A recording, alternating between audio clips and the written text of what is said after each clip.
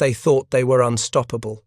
47 Type 95 Hargo tanks, the largest armored formation Japan would ever commit to a single Pacific battle, rolled forward through the pre-dawn darkness of June 17, 1944. Diesel engines roared, tracks clanked against volcanic soil.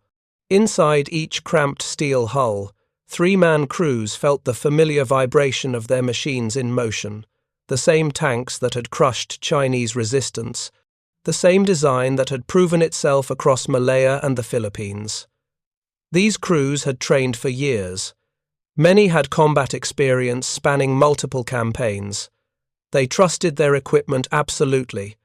Within 3 hours, 31 of those tanks would be burning hulks scattered across the Saipan battlefield. The crews inside them would be dead or dying, killed not by some revolutionary new weapon, but by tanks and tactics they should have anticipated, by American firepower they should have respected, by an industrial capacity they had catastrophically underestimated. This was not a battle. It was a revelation of obsolescence, a brutal education delivered in fire and steel that would shatter every assumption Japanese armor doctrine had built over a decade of colonial warfare. The confidence wasn't arrogance, it was earned through blood and victory. Since 1937, Japanese tank crews had dominated every battlefield they entered. In China, their Type 95 tanks had been mechanical gods of war, unstoppable juggernauts that Chinese infantry could only flee from or die beneath. The 37mm main gun, while small by European standards, was devastating against infantry positions and light fortifications. The tank's mobility allowed them to exploit breakthroughs and pursue retreating forces with ruthless efficiency. Chinese forces had virtually no armor of their own and possessed limited anti-tank weapons. Japanese tankers learned their trade in an environment of total facility, superiority, where their presence on the battlefield guaranteed victory. If you're enjoying this deep dive into the story, hit the subscribe button and let us know in the comments from where in the world you are watching from today. This success bred dangerous assumptions. Tank commanders who survived multiple campaigns in China developed an unshakable belief in their equipment's capability. They had seen their 37mm guns destroy everything they aimed at. They had experienced enemy fire bouncing harmlessly off their 12mm armor. They had witnessed Chinese troops breaking and running at the mere sight of tanks approaching. These were not theoretical victories or training exercises. These were real combat experiences, repeated hundreds of times across years of continuous warfare. The human mind learns from experience, builds models of reality based on observed patterns. For Japanese tank crews, the pattern was clear and consistent. Their tanks were superior, their tactics were effective, their training was adequate. The equipment worked. Even the sobering lessons of Khalkhin-Gol in 1939, where Japanese armor clashed with Soviet tanks along the Mongolian border, failed to fundamentally alter this confidence. The battles had been brutal. Soviet BT-5 and BT-7 tanks mounted 45mm guns with superior armor penetration compared to the Japanese 37mm weapons. Soviet armor was thicker, making frontal engagements difficult. On July 2, 1939, the Japanese 3rd Tank Regiment attacked Soviet positions in what would become a grinding attritional battle. The initial assault achieved tactical success through aggressive maneuvering and surprise, with Japanese forces destroying 32 Soviet tanks and capturing 35 armored vehicles in the opening exchanges. But Soviet counterattacks revealed uncomfortable truths. Their guns could penetrate Hargo armor at ranges where Japanese weapons struggled to damage Soviet tanks. The mathematics of armor and penetration were unforgiving. Japanese crews found themselves in engagements where they had to close to point-blank range to have any chance of destroying enemy tanks, while Soviet gunners could engage effectively at distances that kept them relatively safe. By the campaign's end, Japan had lost dozens of tanks, and the strategic situation had deteriorated so badly that a ceasefire was negotiated. The lessons were documented in after-action reports. Tank crews who survived wrote detailed accounts of what had happened, what had worked, what had failed. Military analysts studied the engagements and drew conclusions. Yet these lessons were filtered through existing institutional biases and strategic assumptions. Japanese military leadership concluded that better crew training, improved tactics, and more aggressive combat doctrine could compensate for equipment deficiencies. They focused on human factors rather than material realities. The reasoning seemed sound at the time. Japan's industrial capacity was limited compared to Western powers. The nation could not simply design and mass-produce new tank models every few years to keep pace with technological advances. What Japan could do was train exceptional crews, develop superior tactics, and maximize the effectiveness of existing equipment through doctrine and operational art. This was the path chosen, the strategic decision made at the highest levels of military planning. The war in China continued, and there the Hago remained devastatingly effective. Japanese tankers continued gaining experience and confidence. The Khalkhin-Gol battles became a footnote, an anomaly, a temporary setback against an unusual opponent in specific circumstances. The broader pattern of victory reasserted itself in their minds. When the Pacific War erupted in December 1941, Japanese armor achieved remarkable initial successes that seemed to validate everything their crews believed. In Malaya, Hago tanks navigated terrain British commanders had declared impassable for armor. They moved through rubber plantations and jungle trails, appearing where they were least expected, supporting the rapid Japanese advance down the peninsula towards Singapore. British forces, having deployed minimal armor to the region, were unprepared for this mobile threat. The psychological impact was substantial. Infantry that had never trained to fight tanks panicked when these mechanical monsters emerged from jungle vegetation. In the Philippines, Japanese tanks landed with invasion forces and immediately demonstrated their value. On December 22, 1941, north of Damortis, Type 95 tanks engaged American M3 Stuart light tanks in the first tank versus tank battle involving United States forces in the Pacific Theater. Both vehicles mounted 37mm guns.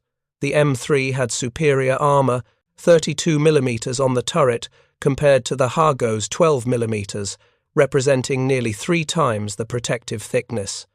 But in close-range jungle fighting, where first shots and positioning mattered more than technical specifications, Japanese crews achieved success, destroying one M3 in the initial engagement and forcing American armor to withdraw from the immediate area. These victories reinforced everything Japanese tank doctrine taught. Aggressive tactics worked. Crew training made the difference. Equipment that seemed inferior on paper proved adequate in actual combat when properly employed. Tank commanders who had fought at Khalkhin-Gol and survived to fight in the Philippines could compare their experiences. Against the Soviets, they had faced overwhelming material disadvantage and suffered accordingly. Against the Americans in the early Philippine battles, they had achieved tactical parity and sometimes tactical superiority through better positioning and more aggressive action. The logical conclusion seemed obvious. With proper tactics and superior fighting spirit, equipment disadvantages could be overcome. This confidence was genuine and deeply rooted. It wasn't propaganda or self-deception. These men had survived multiple campaigns. They had faced death repeatedly and emerged victorious. They knew their tanks intimately, understood every mechanical quirk, could perform field maintenance under combat conditions, could push their vehicles to maximum performance when circumstances demanded. They were professionals, skilled practitioners of armored warfare who had earned their competence through years of hard experience. The institutional knowledge they possessed was real and valuable. Their training was thorough and demanding. Their tactical doctrine, developed through trial and error across multiple theaters, was sophisticated and adaptive. But there was a fatal flaw in their understanding, a blind spot created by fighting enemies who lacked the industrial capacity to challenge them properly. Chinese forces in the 1930s had no significant armor and limited anti-tank weapons. Their resistance, while often brave and determined, could not overcome the technological advantage Japanese tanks represented. Soviet forces at Khalkhin Gol had better equipment, but the battles were limited in scope and duration, ending in ceasefire before the full implications could be absorbed. British forces in Malaya had minimal armor support and were strategically surprised by Japanese capabilities. American forces in the early Philippines battles were still mobilizing, still learning, still adapting to circumstances they had not adequately prepared for. Japanese tank crews had never faced an enemy with overwhelming material superiority, an opponent who could bring to bear not just better individual tanks, but vastly more tanks, supported by comprehensive logistics, backed by an industrial base that could replace losses faster than they could be inflicted. They had never experienced what it meant to fight against an adversary who had solved the problems of mass production, who had standardized designs for efficient manufacturing, who had mobilized an entire continental economy for total war. They were about to learn, and the lesson would be delivered with devastating clarity on a small volcanic island in the Mariana chain. Saipan was different from every previous battlefield Japanese forces had defended. The island measured approximately 13 miles long and 5 miles wide, dominated by Mount Tapashao, rising 1,554 feet above sea level. The terrain varied from flat coastal plains and sugarcane fields to volcanic cliffs and dense vegetation. But the strategic importance transcended the physical landscape. Saipan was positioned just 1,250 miles from Tokyo. If the Americans captured this island, their B-29 superfortress bombers would be within range of the term Japanese home islands. The empire's leaders understood this calculation perfectly. Loss of Saipan meant Tokyo would burn. The island was fortified accordingly. Approximately 30,000 Japanese troops were assigned to Saipan's defense, nearly double what American intelligence estimated. This was not a token garrison or a delaying force. This was a substantial defensive commitment, including veteran infantry units, extensive artillery, coastal defense guns, and critically, the 9th Tank Regiment commanded by Colonel Takashi Goto. The regiment represented the largest concentration of Japanese armor yet assembled for a Pacific Island defense. 44 tanks were stationed on Saipan, a mixed formation of Type 95 Hago light tanks and Type 97 Chi-Ha medium tanks. The Chi-Has were better armed with 57mm guns, representing a significant upgrade in firepower compared to the Hago's 37mm weapon. But they shared the fundamental vulnerability that characterized all Japanese tank design: thin armor optimized for weight savings and mechanical mobility rather than survivability against modern anti-tank weapons. These tanks represented enormous logistical investment. Each vehicle had been manufactured in Japanese factories, transported by ship across thousands of miles of ocean increasingly patrolled by American submarines, offloaded at Saipan's limited port facilities, and maintained by support personnel who kept them operational despite parts shortages and fuel constraints. The presence of 44 tanks on Saipan was a statement of strategic priority. Japanese commanders recognized that armor would be essential in counterattacking American landing forces before they could fully establish themselves ashore. The tanks were carefully positioned, their crews kept at high readiness, waiting for the moment when they would surge forward to drive the invaders back into the sea. American forces began their assault on June 15, 1944. Vice Admiral Richmond Kelly Turner, commanding the amphibious task force, ordered landing forces to commence operations at 0542 hours. The pre-landing naval bombardment was massive, with battleships and cruisers pounding Japanese positions with heavy-caliber shells. The sound was overwhelming, a continuous rolling thunder that echoed across the water. Japanese defenders in bunkers and caves felt the earth shake with each impact. Buildings collapsed, trees were shattered. The landscape was transformed into a cratered moonscape in areas where fire was concentrated. At 0700 hours, landing craft began moving toward the beaches. Hundreds of Higgins boats and Amtraks churned through the water, carrying Marines of the 2nd and 4th Marine Divisions toward Saipan's western beaches. Japanese artillery and mortars, positioned on the heights overlooking the landing zones, opened fire as the craft approached shore. Shells exploded among the landing craft. Some boats were hit directly, disintegrating in flashes of fire and spray. Others made it through the barrage and reached the beach, ramps dropping to allow Marines to surge forward into a hell of machine gun fire and exploding ordnance. At 0840, the first wave hit shore. Marines scrambled out of landing craft, running across beaches swept by enemy fire, seeking any cover available. Some dove into shell craters. Others took shelter behind disabled vehicles or natural terrain features. Casualties were immediate and heavy. Wounded men crawled toward aid stations being established just off the beach. Corpsmen worked frantically to stabilize the injured under continuing fire. Yet, despite the chaos and the killing, the Americans kept coming. Wave after wave of landing craft delivered more troops, more equipment, more supplies. The industrial machine that was American logistics was demonstrating its power in real time. By nightfall on June 15th, 20,000 American combat troops were ashore. Equipment and supplies poured onto the beaches in quantities that seemed impossible to Japanese observers. Trucks, artillery pieces, ammunition pallets, fuel drums, medical supplies, communication equipment, everything needed to sustain modern military operations was being delivered with machine-like efficiency. Among the equipment were M4 Sherman medium tanks, landing from LST vessels and moving forward to support the infantry. These 30-ton steel monsters represented everything Japanese tank doctrine had failed to account for, and in the coming hours, they would demonstrate exactly how outmatched Japanese armor had become.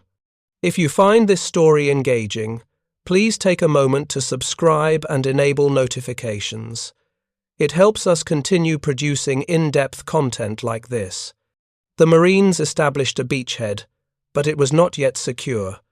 Japanese artillery could still reach the beaches. Counterattacks continued, through the night, probing for weaknesses, trying to identify vulnerable sectors. Lieutenant General Yoshitsugu Saito, commanding Japanese forces on Saipan, understood the situation with brutal clarity. The Americans were ashore in strength. More troops and equipment arrived every hour. If he allowed them to consolidate their positions and bring their full combat power to bear, dislodging them would become impossible. The window for effective counterattack was closing rapidly. He needed to strike before that window shut completely, needed to hit the Americans before they were fully prepared, needed to drive them back to the beaches and into the sea, while such an outcome was still theoretically possible. Saito issued orders for a major counterattack. The plan was ambitious and complex, requiring precise coordination between infantry and armor in a night assault across difficult terrain. The infantry of the 136th Regiment would assault American positions around Charan, Kanoa Airfield, fixing them in place and creating chaos in their lines. Simultaneously, the tanks of the 9th Tank Regiment would advance southwest of Hill, 164.6, moving after the infantry attack commenced. The armor would charge toward a communications transmitting station, breaking through American positions and throwing their defensive line into disorder. Once the tanks created penetration, infantry would exploit the breakthrough, rolling up American positions from the flank. The plan looked sound on paper. It followed established Japanese doctrine for combined arms operations, utilizing armor as a shock weapon to break enemy lines, while infantry exploited the resulting chaos. Similar tactics had worked in China and in early Pacific campaigns, but Saipan was not China. The Americans waiting in their defensive positions were not lightly armed colonial troops or hastily assembled garrison forces. They were veteran Marines with proper equipment, adequate supplies, and most critically, substantial anti-tank capabilities, including weapons specifically designed to destroy armored vehicles. Colonel Goto gathered his tank crews for final preparations. Mechanics performed last-minute maintenance checks, looking for any mechanical issues that might disable a tank during the assault. Crews loaded ammunition, stacking 37mm rounds for the Hargos and 57mm shells for the Chihas in their cramped fighting compartments. They filled fuel tanks to maximum capacity, checked track tension to ensure optimal performance, tested radios on the few tanks equipped with communication gear. Only one tank in 4 had a radio set, a limitation that would prove critical when coordination broke down under fire. The other tanks would follow visual signals, a system that worked reasonably well in training, but often failed catastrophically in actual combat, when smoke, terrain, and enemy action made visual contact impossible. The crews were confident. Many had combat experience from China or earlier Pacific campaigns. They had trained together for months, knew each other's capabilities, trusted their commanders. They had maintained these tanks through harsh conditions, knew every mechanical quirk and temperamental component. They understood how to coax maximum performance from their vehicles, how to navigate difficult terrain, how to employ their weapons effectively. This was not their first battle. They were professionals preparing for another mission, another assault, another opportunity to demonstrate their skill and their commitment to the Empire. In the pre-dawn darkness of June 17, 1944, diesel engines coughed to life across the assembly area. The sound was distinctive, the rhythmic thrum of Mitsubishi 6-cylinder air-cooled engines warming up for combat operations. 47 tanks began moving into formation, the largest armored assault Japan would ever launch in the Pacific theater. Commanders stood in their turrets, trying to see through the darkness, coordinating movement through hand signals and the limited radio communication available to one tank in 4. The column moved forward, tracks clanking against volcanic soil, engines straining as the tanks navigated terrain in near-total darkness. Inside each cramped hull, crews felt the familiar sensations of their machines in motion.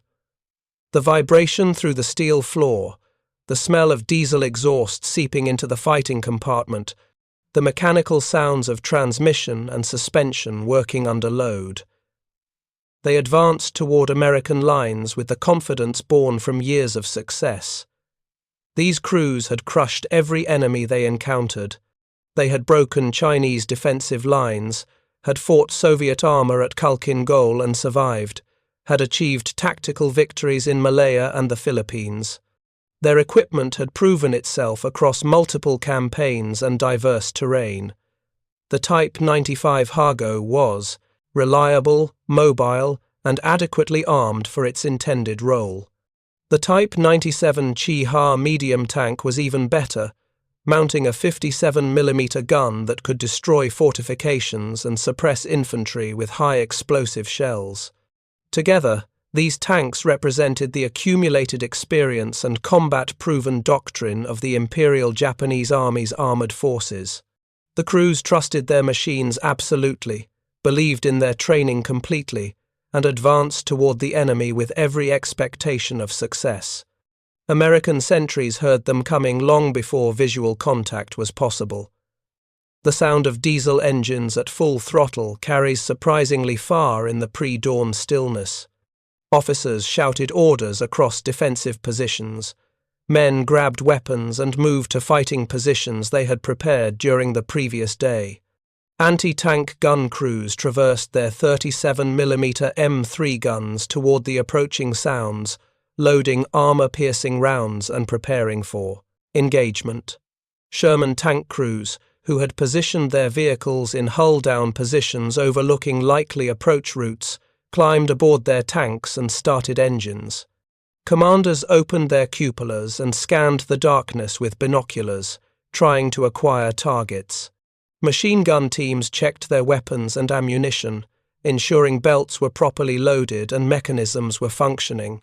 Infantry in foxholes fixed bayonets and chambered rounds, preparing for whatever was coming through the darkness. At 03:30 hours, the Japanese attack began in earnest. 47 tanks advanced toward the 2nd Marine Division's positions in a formation that spread across several hundred yards of front. Some tanks carried infantry clinging to their hulls, a tactic that provided mutual support but exposed the infantry to devastating fire once contact was made. The lead tanks accelerated, engines roaring at maximum power, attempting to close the distance quickly and break through American lines before defenders could organize effective resistance. Japanese commanders knew that speed and shock were their primary advantages in night attacks. If they could penetrate the defensive line and create chaos, their numerical advantage in tanks might compensate for other deficiencies. Marine riflemen saw them first as dark shapes emerging from the pre-dawn gloom, moving shadows that resolved into recognizable tank silhouettes as distance closed. Then came visual confirmation. Turrets with distinctive Japanese profiles, hull shapes that intelligence briefings had taught them to recognize, the sound of diesel engines that was different from American gasoline-powered vehicles. Japanese tanks were advancing in strength, more armor than Marines had yet faced in a single engagement, a genuine armored assault rather than the scattered tank appearances that had characterized previous Pacific battles. The realization spread through defensive positions with electric speed. Officers shouted warnings. Non-commissioned officers directed fire. Individual Marines made instantaneous decisions about when to engage, whether to hold fire until tanks were closer, whether to target tanks or the infantry clinging to them.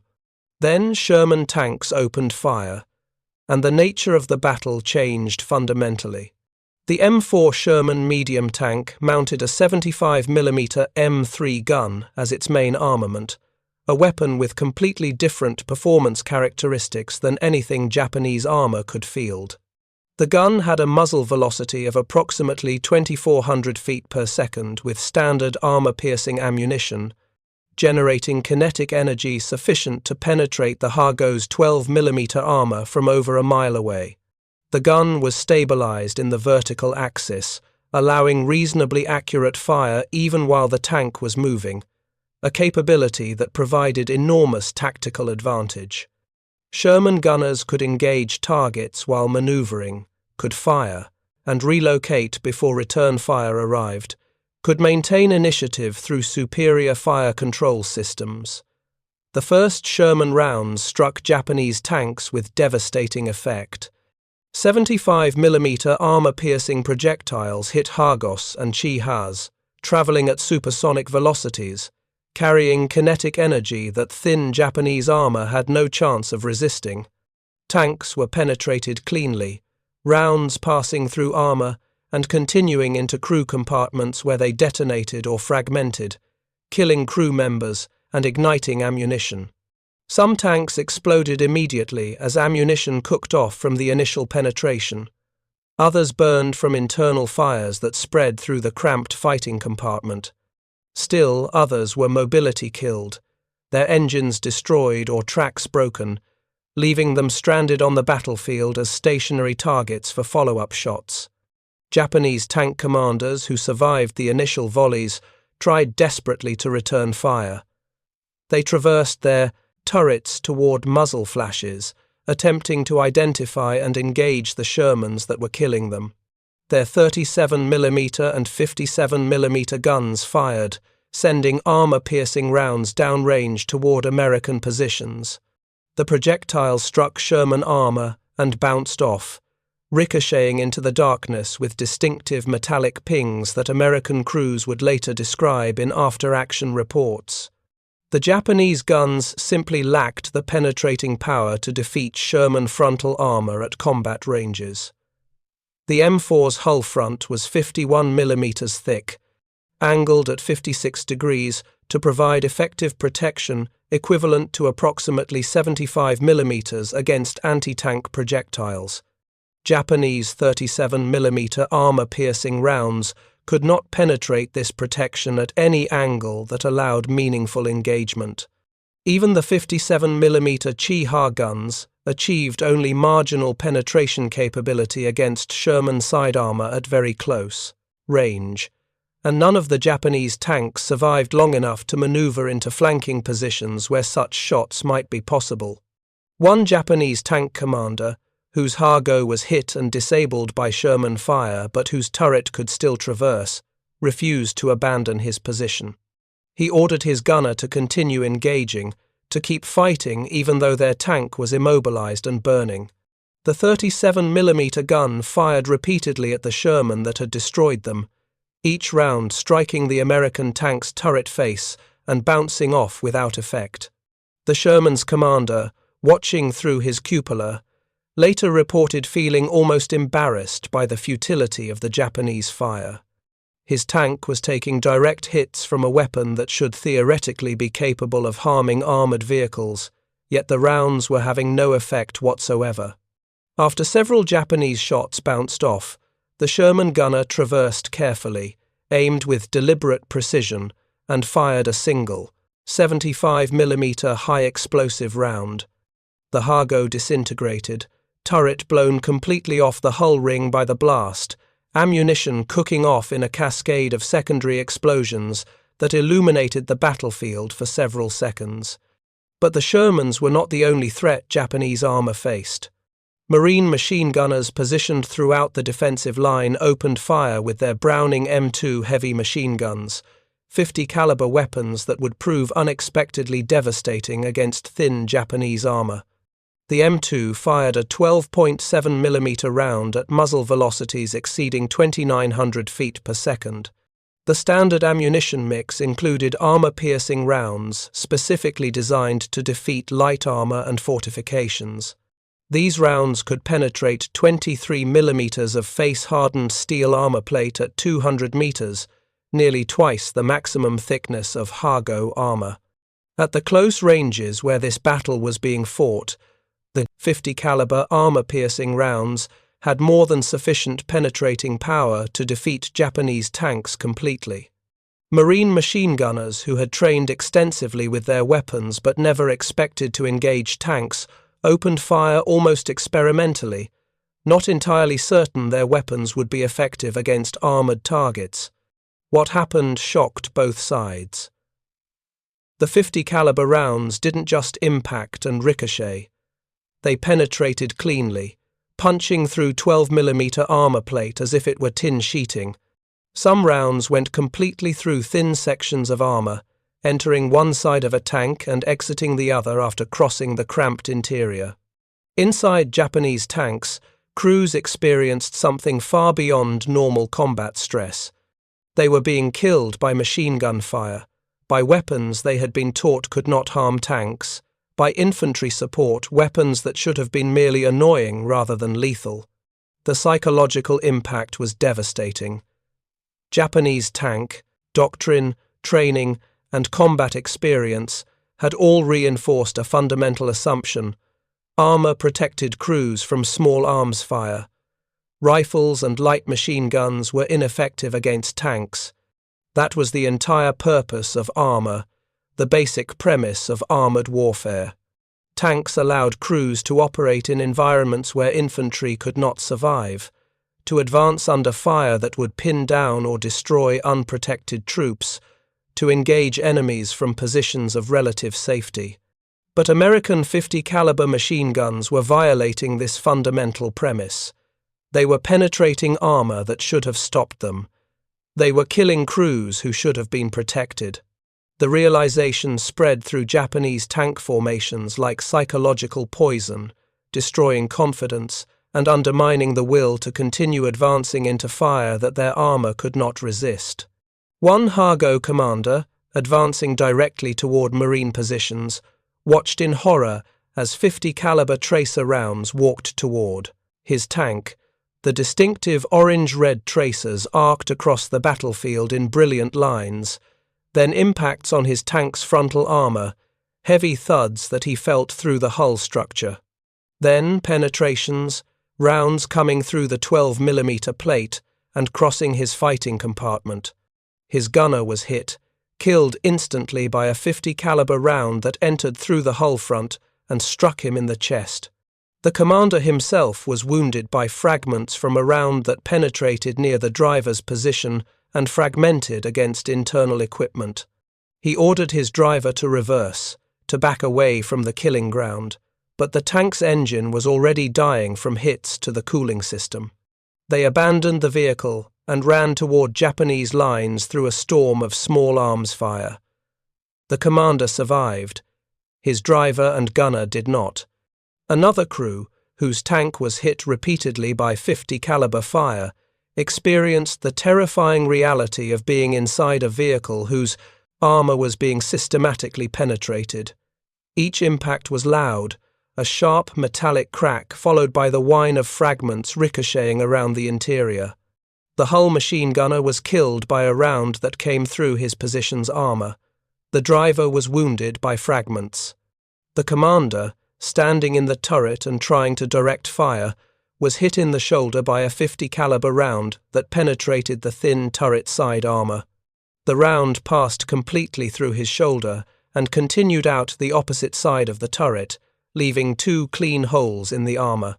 He collapsed into the fighting compartment, bleeding heavily, unable to continue commanding. The driver, despite his wounds, managed to maneuver the tank back toward Japanese lines until the engine seized from battle damage. The crew abandoned their vehicle and crawled toward friendly positions, arriving hours later with stories that would spread through Japanese defensive positions and demoralize every tank crew that heard them. Marine infantry, positioned in foxholes throughout the defensive line, found themselves in surreal situations as Japanese tanks passed directly over their positions. One Marine later reported lying absolutely still as a Hago rolled over his foxhole, the tank's tracks passing within inches of his position. The smell was overwhelming. Diesel exhaust, hot metal, oil leaking from battle damage. The tank was trailing smoke and clearly damaged, moving slowly toward American positions in what seemed like a death ride. After it passed, the Marine emerged from his foxhole and threw a thermite grenade into the engine compartment. The grenade ignited, magnesium burning at temperatures exceeding 4,000 degrees Fahrenheit, melting through engine components and setting fuel and oil on fire. The tank stopped moving, became a pillar of flame that illuminated other targets for American gunners. Another Marine, watching a disabled Hago whose crew was attempting to escape, experienced a moment of profound moral complexity that would haunt him for decades. The tank was burning. 3 crew members emerged, climbing out of hatches and dropping to the ground. They were clearly wounded, moving slowly, helping each other. For a brief instant, the Marine considered letting them go, allowing them to retreat toward their own lines. They were defeated, their tank destroyed, no longer a threat, but training and doctrine overrode momentary compassion. Enemy soldiers were enemy soldiers, regardless of their condition. He opened fire with his Mon Garand rifle, as did other Marines in nearby positions. The Japanese tank crew died meters from their burning vehicle, cut down by rifle fire they could not return. The Marine who had hesitated later told interviewers that he understood tactically why it had to happen, but the memory remained uncomfortable, a reminder that war required actions that felt wrong even when they were militarily necessary. By mid-morning, on June 17th, the Japanese counterattack was comprehensively defeated. 31 destroyed tanks littered the battlefield, their burned-out hulks scattered across the approach routes. Some sources suggest as many as 35 tanks were destroyed, when including vehicles knocked out by artillery fire beyond the immediate engagement area. Perhaps 1,000 Japanese soldiers were dead, including most of the tank crews and much of the infantry that had advanced with them. The 9th Tank Regiment effectively ceased to exist as a combat-effective unit. The few surviving tanks withdrew, their crews shattered psychologically as well as organizationally. Colonel Goto was dead, killed during the assault when his command tank was destroyed by Sherman fire. The regiment's carefully maintained equipment, transported across thousands of miles of ocean, prepared and positioned for this critical moment, had been annihilated in less than 3 hours of combat. For the Marines, the victory was significant but sobering. The 2nd Marine Division's commander later acknowledged that if the Japanese attack had succeeded, if the tanks had broken through defensive lines and created chaos in rear areas, it would have been catastrophic for the division's fighting efficiency. The battle had been closer than casualty ratios suggested, decided in those critical opening minutes when Sherman tanks and heavy weapons engaged the Japanese formation before it could close to effective range. But for Marines examining destroyed tanks in the hours after fighting stopped, a different realization emerged. The Japanese tanks were not formidable war machines. They were thin-skinned, cramped, inadequately armed vehicles that represented obsolete design philosophy.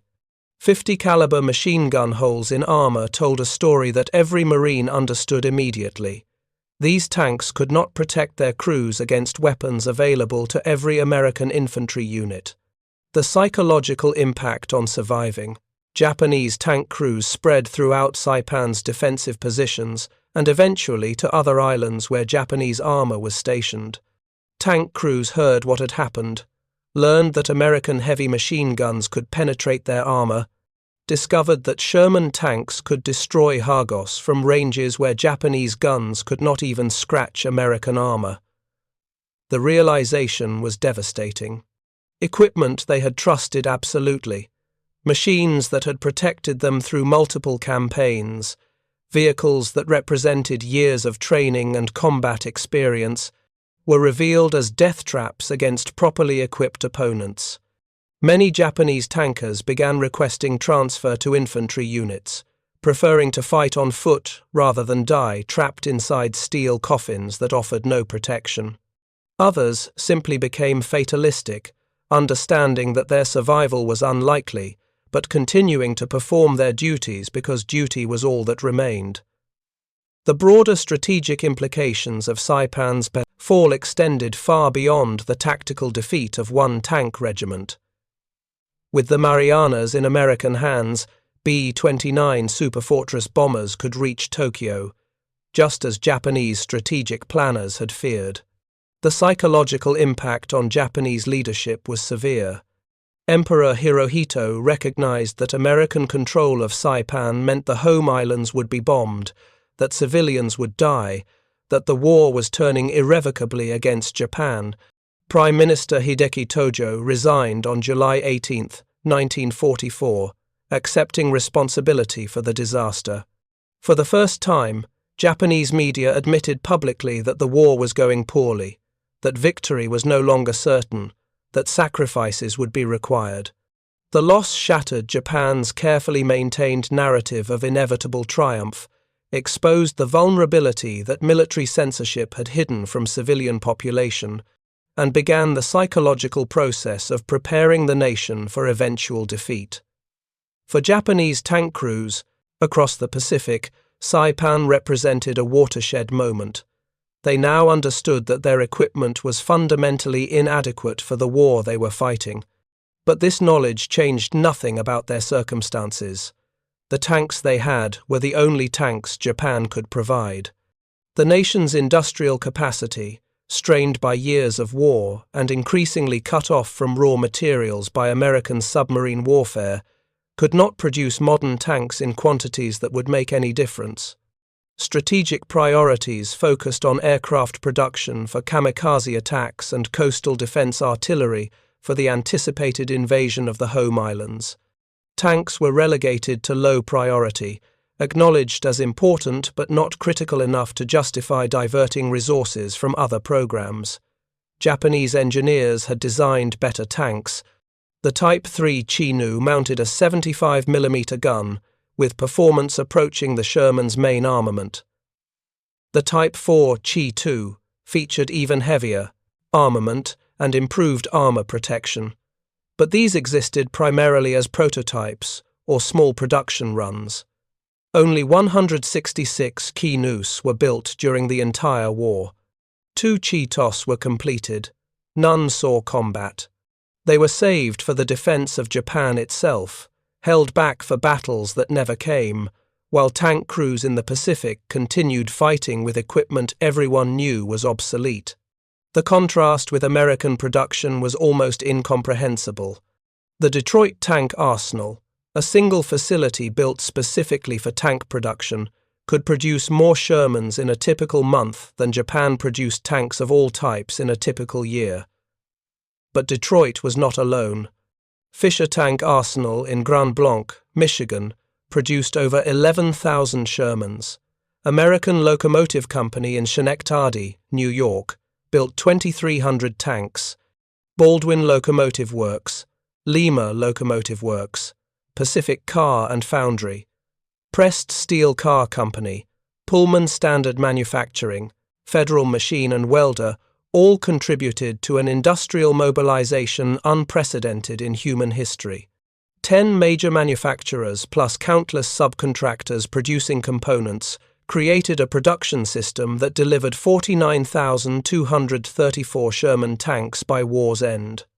The ratio compared to Japanese production was more than 20-1, and this understated the true disparity because American tanks were individually superior to their Japanese counterparts in almost every measurable characteristic. This industrial reality had strategic consequences that no amount of courage or tactical skill could overcome. Japanese tank crews on subsequent islands understood they were fighting a losing battle. On Tinian in July 1944, 7 Type 95s were destroyed in counterattacks that achieved nothing except adding more casualties to the butcher's bill. On Peleliu in September 1944, Japanese tanks were dug into caves and used as stationary pillboxes because commanders recognized they had no chance in mobile warfare.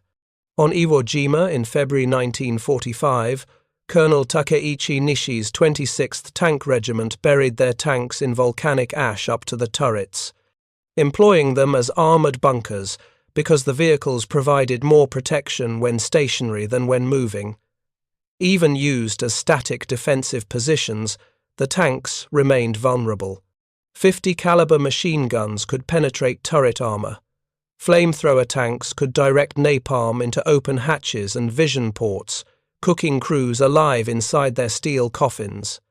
Bazookas could penetrate thin armor from any angle, with shaped charge warheads that turned armor into molten fragments sprayed through the interior. On Okinawa, the final major battle of the Pacific War, the Japanese 27th Tank Regiment defended with 13 Type 95 Hagos and 14 Type 97 Chiha medium tanks, 27 tanks total, facing over 800 American tanks. The numerical disparity was 30-1. The qualitative disparity was immeasurable. On May 4th and 5th, 1945, Japanese forces launched a major counteroffensive designed to drive Americans off the island. Tank units were committed to support infantry assault. The attack failed catastrophically within hours. Most Japanese tanks were destroyed before achieving anything of tactical significance. knocked out by combined American firepower that included Sherman tanks, bazookas, anti-tank guns, artillery, naval gunfire, and the ubiquitous 50-caliber machine guns that had proven so devastatingly effective at Saipan. The survivors withdrew, having accomplished nothing except demonstrating once again that Japanese armor could not compete against properly equipped American forces. The human cost of these battles extended beyond casualty statistics. Japanese tank crews died knowing their equipment had failed them, understanding that they had been sent to fight with inadequate machines against overwhelming opposition. Many wrote final letters to families expressing not bitterness but resignation, accepting their fate while hoping their sacrifice would mean something for the nation they served. These letters, collected by families and preserved through decades, reveal men who understood the futility of their situation but continued performing their duties because duty was all that remained when hope was gone.